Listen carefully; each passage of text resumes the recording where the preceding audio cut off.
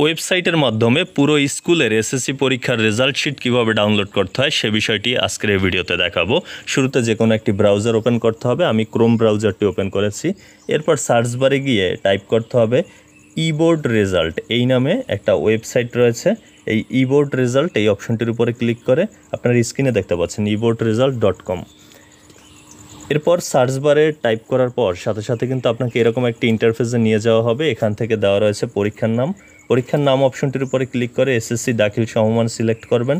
পরীক্ষার সাল এই অপশনটির উপরে ক্লিক করার সাথে সাথে 2025 সিলেক্ট করবেন। বোর্ডের নাম, এই বোর্ডের নামের জায়গায় বরিশাল বা চট্টগ্রাম যে কোনো বোর্ড সিলেক্ট করবেন আপনি যে বোর্ডের স্কুলটার রেজাল্ট দেখতে চান।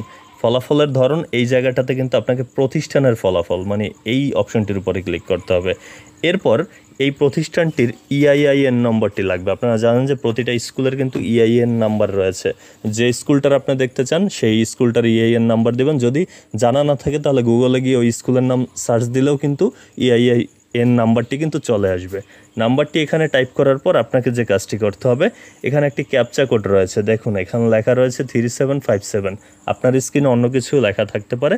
আপনি সেটি টাইপ করে ফলাফল দেখুন এই অপশনটির উপরে ক্লিক করবেন। এই অপশনটির উপরে ক্লিক করা মাত্রই কিন্তু পুরো স্কুলের সব গ্রুপের রেজাল্ট কিন্তু আপনি একসাথে দেখতে পারবেন। কতটি প্লাস এসেছে, কতগুলো এ গ্রেড এসেছে, সব তথ্যই আপনি জানতে পারবেন।